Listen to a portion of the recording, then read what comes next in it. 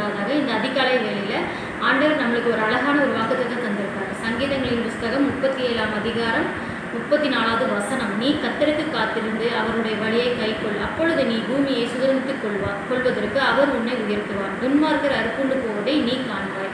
ஆண்டவர் நம்மளை பார்த்து என்ன சொல்கிறார் அப்படின்னா, ஆண்டவருக்காக நம்ம ஒவ்வொரு நாளும் காத்திருக்கணுங்க.